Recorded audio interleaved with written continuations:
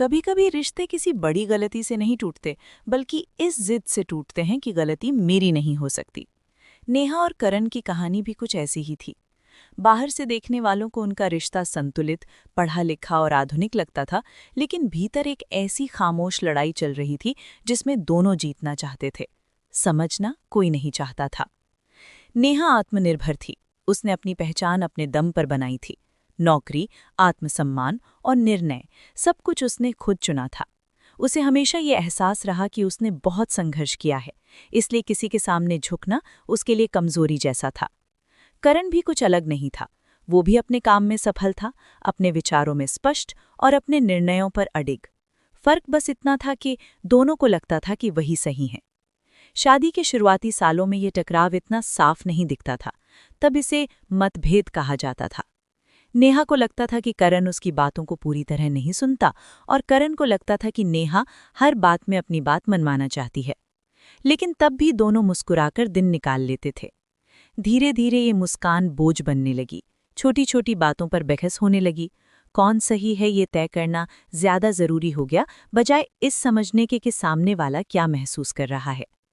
नेहा को लगता था कि अगर वो झुक गए तो वो अपनी पहचान खो देगी। करण को लगता था कि अगर उसने माना तो उसकी अहमियत कम हो जाएगी। एक शाम ऑफिस से लौटकर नेहा ने बताया कि उसे दूसरे शहर में ट्रांसफर के साथ प्रमोशन मिला है। उसकी आंखों में चमक थी। ये उसके वर्षों के संघर्ष का फल था। उसने उम्मीद की थी कि करण खुश होगा, गर्व महसूस करेगा। लेकिन करण का पहला सवाल ये था कि घर का क्या होगा। नेहा को ये सवाल चुभ गया। उसे लगा कि उसकी उपलब्धि से ज्यादा करण को अपनी सुविधा की चिंता है। करण को लगा कि नेहा ने फैसला पहले ही कर लिया है और अब बस सूचना दे रही है। दोनों के भीतर का अहंकार जाग गया। उस रात बात बढ़ी। आवाजें ऊंची नहीं थीं, लेकिन शब्द तीखे थे। नेहा ने कहा कि उसने ये मौका मेहनत से कमाया है और वो इसे छोड़ नहीं सकती। करण ने कहा कि हर फैसला अकेले नहीं लिया जा सकता। दोनों में से कोई ये मानने को तैयार नहीं था कि दूसरा भी सही हो सकता है। अगले दिनों में ये मुद्दा दीवार बन गया। नेहा को लगने लगा कि करण उसके विकास से असहज है। करण को लगने लगा कि नेहा रिश्ते से ज्यादा अपने करियर को महत्व देती है।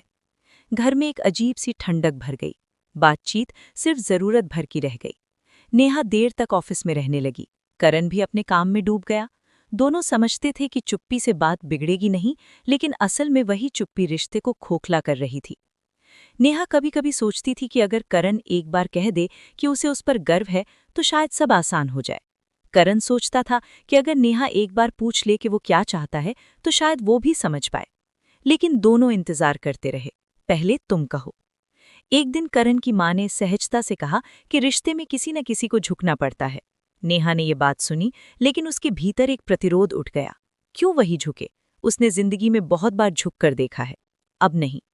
उधर करण को भी दोस्तों से यही सुनने को मिला कि अगर वो हर बात में नेहा के आगे झुक जाएगा तो उसकी कोई कीमत नहीं रहेगी। उसने इस सलाह को सही मान लिया। दोनों अपने अपने तर्कों से संतुष्ट थे, लेकिन रिश्ता लगातार कमजोर होता जा रहा था। नेहा ने ट्रांसफर स्वीकार कर लिया। करण ने कुछ नहीं कहा। ये चुप्पी स्वीकृति नहीं थी, ये दूरी की शुरुआत थी। दोनों जानते थे कि कुछ बदल गया है, लेकिन कोई ये स्वीकार नहीं करना चाहता था कि ये बदलाव खतरनाक है। शहर बदलने से पहले की आखिरी रात नेहा ने कमरे में सामान समेटते हुए करण को देखा। उसे लगा जैसे वो किसी अजनबी के साथ रह रही हो। करण भी उसे देख रहा था, लेकिन उसके भीतर ये डर था कि अगर उसने कुछ कहा तो शायद उसे हार माननी पड़ेगी। उस रात दोनों अलग अलग करवट लेकर सोने की कोशिश की। नींद किसी को नहीं आई। रिश्ते की नींव में पहली बड़ी दरार पड़ चुकी थी, और ये तो बस शुरुआत थी। नेहा के नए शहर जाने के बाद घर में एक अजीब सी स्थिरता आ गई थी। वो स्थिरता शांति की नहीं थी, बल्कि उस सन्नाटे की थी जब कोई रिश्ता आवाज करना बंद कर देता है। करण सुबह उठता, तैयार होता और ऑफिस चला जाता। शाम को लौटकर वो उसी घर में आता जहां अब नेहा की मौजूदगी सिर्फ उसकी चीजों में बची थी। अलमारी में उसकी साड़ियों की खुशबू, बाथरूम में उसकी क्रीम और रसोई में उसकी पसंद का मग। सब कुछ था, बस नेहा नहीं थी। नेहा नए शहर में व्यस्त रहने की पूरी कोशिश कर रही थी। नया ऑफिस, नए लोग, नई जिम्मेदारियां, सब कुछ वैसा ही था जैसा उसने चाहा था। लेकिन रात को जब वो अकेले कमरे में लौटती तो सफलता की चमक फीकी पड़ जाती। उसे एहसास होता कि उसने करियर का चुनाव तो किया है, लेकिन रिश्ते को छोड़ा नहीं, बस टाल दिया है। फिर भी वो खुद से यही कहती कि उसने कोई गलत फैसला नहीं लिया। फोन पर नेहा और करण की बातचीत औपचारिक हो गई थी। हालचाल पूछना, काम की बातें और फिर कॉल खत्म। दोनों के भीतर बहुत कुछ था कहने को, लेकिन शब्द अहंकार की दीवार से टकराकर लौट जाते थे। नेहा सोचती थी कि करण अगर चाहे तो वो खुद आकर बात कर सकता है। करण सोचता था कि नेहा अगर रिश्ते को उतना ही जरूरी मानती तो वो खुद पहल करती। समय के साथ ये दूरी सामान्य लगने लगी। करण को लगने लगा कि शायद नेहा उसके बिना ज्यादा खुश है।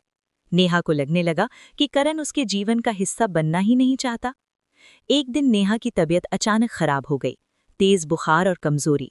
उस पल उसे करण की बहुत याद आई। उसने फोन उठाया लेकिन फिर रख दिया। उसे लगा कि अगर वो अभी फोन करेगी तो ये उसकी कमजोरी मानी जाएगी। उधर करण को उसी शाम किसी जान पहचान वाले से पता चला कि नेहा बीमार है। वो बेचैन हो उठा, लेकिन उसने खुद को रोक लिया। उसे लगा कि अगर वो तुरंत पहुंच गया तो ये मान लिया जाएगा कि वो गलत था। दोनों अपने अपने कमरों में अकेले थे, लेकिन दोनों के बीच जो खाई थी वो और चौड़ी हो चुकी थी। नेहा के ऑफिस में लोग उसकी तारीफ करने लगे। वो काम में उत्कृष्ट थी, आत्मविश्वास से भरी हुई। लेकिन हर तारीफ के साथ उसके भीतर एक खालीपन और गहरा होता जा रहा था। वो चाहती थी कि ये तारीफ करण के मुंह से निकले, लेकिन वो खुद ये स्वीकार नहीं करना चाहती थी। उधर करण को दोस्तों ने सलाह देना शुरू कर दिया कि उसे अपनी जिंदगी आगे बढ़ानी चाहिए। किसी ने मजाक में कहा कि शायद नेहा वापस आए ही ना। ये बात हंसी में कही गई थी, लेकिन करण के मन में घर कर गई। उसे पहली बार लगा कि शायद ये रिश्ता अब सिर्फ कागजों पर बचा है। एक छुट्टी के दिन नेहा बिना बताए शहर लौटी। उसने सोचा था कि शायद अचानक सामने आकर सब कुछ ठीक हो जाए, लेकिन जब वो घर पहुंची तो करण बाहर था। खाली घर देखकर उसे ऐसा लगा जैसे वो अपने ही जीवन में मेहमान बन गई हो। वो कुछ देर बैठी रही, फिर बिना किसी निशान के लौट गई। करण को इस बारे में कभी पता नहीं चला। एक शाम फोन पर बात करते हुए नेहा ने हल्के से कहा कि वो थक गई है। करण ने जवाब दिया कि जिंदगी में थकान तो होती ही है। ये साधारण वाक्य नेहा को बहुत भारी लगा। उसे लगा कि करण उसके संघर्ष को समझ ही नहीं सकता। उधर करण को लगा कि नेहा हर बात को भावनात्मक बना देती है। नेहा और करण दोनों अब एक दूसरे को उसी सोच के चश्मे से देखने लगे थे, जिसमें सामने वाला हमेशा दोषी दिखाई देता है। हर नई बात पुरानी नाराजगी से होकर गुजरती थी, इसलिए कोई भी शब्द सीधा दिल तक नहीं पहुंच पा रहा था। एक दिन करण को ऑफिस के काम से नेहा के शहर आना पड़ा। ये यात्रा अनायास नहीं थी, बल्कि भीतर कहीं वो भी जानता था कि अब टालने से कुछ नहीं होगा। नेहा को जब ये पता चला कि करण उसी शहर में है तो उसका दिल तेज धड़कने लगा। वो कई दिनों से इस पल की कल्पना कर चुकी थी, लेकिन जब वो सच में सामने आया तो सब कुछ वैसा नहीं था जैसा उसने सोचा था। वे एक शांत जगह पर मिले। शुरुआत में दोनों ने सामान्य बातें की, लेकिन ये औपचारिकता बहुत देर तक नहीं टिक सकी। बरसों से दबे सवाल खुद ब खुद बाहर आने लगे। नेहा ने कहा कि उसे हमेशा ऐसा महसूस कराया गया जैसे उसके सपने रिश्ते से कमतर हैं। करण ने कहा कि उसे हमेशा ये लगा कि नेहा ने रिश्ते को कभी बराबरी से जरूरी नहीं समझा। बातें धीरे धीरे तीखी होने लगीं। दोनों अपने अपने उदाहरण देने लगे, पुराने जख्मों को गिनाने लगे। कोई ये नहीं देख रहा था कि वे एक दूसरे को नहीं बल्कि अपने अहंकार को बचाने की कोशिश कर रहे हैं। हर वाक्य में ये साबित करने की होड़ थी कि मैंने ज्यादा सहा है। नेहा ने कहा कि उसने हमेशा खुद को साबित करने की कोशिश की, क्योंकि उसे लगा कि करण उसकी सफलता से असहज है। करण ने ये सुनकर कहा कि उसे कभी सफलता से दिक्कत नहीं थी, उसे सिर्फ ये दर्द था कि नेहा ने कभी उसे साथ चलने का मौका ही नहीं दिया।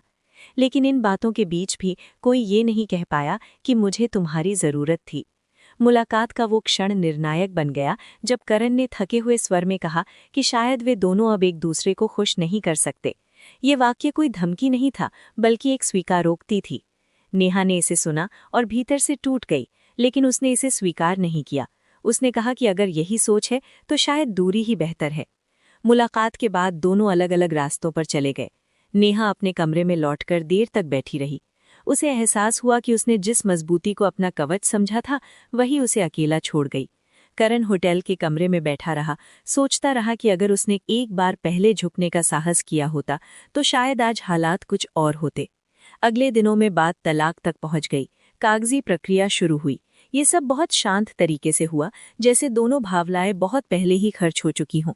दोस्तों और परिवार को लगा कि वे दोनों समझदार हैं, बिना ड्रामे के फैसला ले रहे हैं।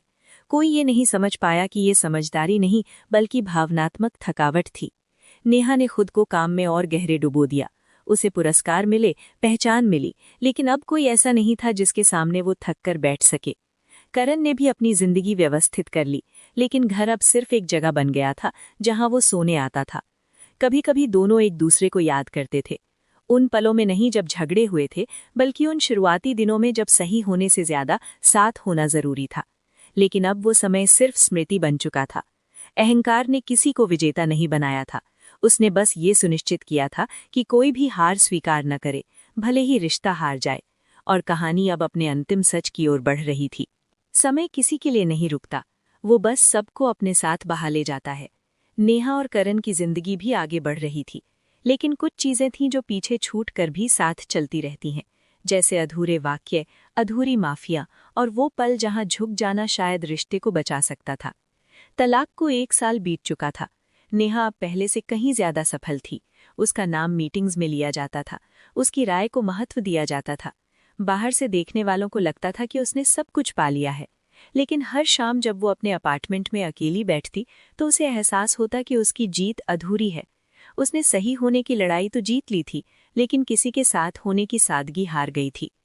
करण ने भी अपनी जिंदगी को नए सिरे से सजाने की कोशिश की थी। उसने घर बदला, रूटीन बदली, खुद को व्यस्त रखा।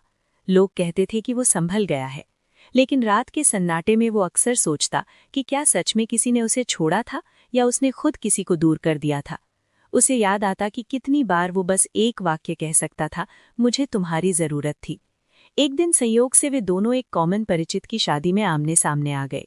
कोई तैयारी नहीं थी, कोई उम्मीद नहीं थी, बस अचानक 2 परिचित चेहरे एक ही जगह पर मौजूद थे। नेहा ने करण को देखा और कुछ पल के लिए सांस रुक गई। करण ने भी उसे देखा, समय जैसे कुछ सेकंड के लिए थम गया। वे औपचारिक मुस्कान के साथ मिले, हालचाल पूछे गए, बातें सुरक्षित विषयों तक सीमित रहीं। दोनों बदल चुके थे, लेकिन कहीं न कहीं वही पुराने थे। जब वे पास बैठे तो एक अजीब सी शांति थी, न शिकायत न आरोप। शादी की रस्मों के बीच नेहा ने देखा कि करण किसी बच्चे को हंसा रहा है। उसे याद आया कि कभी उन्होंने बच्चों के नाम सोचे थे। करण ने नेहा को किसी से आत्मविश्वास से बात करते देखा और उसे एहसास हुआ कि उसने हमेशा उसकी मजबूती को गलत नजर से देखा था। विदाई के समय करण ने बस इतना कहा कि उसे खुशी है कि नेहा अच्छा कर रही है। नेहा ने जवाब दिया कि वो भी यही चाहती थी। ये संवाद बहुत छोटा था, लेकिन इसके पीछे पूरा इतिहास खड़ा था। उस रात दोनों देर तक सो न पाए। ये मुलाकात दर्दनाक नहीं थी, बल्कि सच्चाई से भरी थी। दोनों ने पहली बार ईमानदारी से माना कि गलती किसी एक की नहीं थी। अहंकार ने दोनों को अंधा कर दिया था। अगर किसी एक ने भी पहले हार मान ली होती तो शायद दोनों जीत जाते, लेकिन अब ये समझ देर से आई थी। कुछ रिश्ते समय पर संभाले न जाएं तो वो सिर्फ सबक बनकर रह जाते हैं। ये कहानी किसी पुनर्मिलन पर खत्म नहीं होती, क्योंकि जिंदगी हर बार दूसरा मौका नहीं देती। लेकिन ये कहानी एक समझ पर खत्म होती है कि रिश्तों में जीतने से ज्यादा जरूरी है निभाना। नेहा और करण अब एक दूसरे की जिंदगी में नहीं थे, लेकिन एक दूसरे की समझ में थे। और शायद यही वो जगह थी जहां उनका रिश्ता अंत में पहुंचा, देर से ही सही, लेकिन सच्चाई के साथ। अहंकार ने उनका साथ छीन लिया था, लेकिन आत्मबोध ने उन्हें इंसान बनने का अवसर दे दिया था। कुछ हारें ऐसी होती हैं जो अगर समय पर स्वीकार ली जाए तो रिश्ते जीत बन सकते हैं।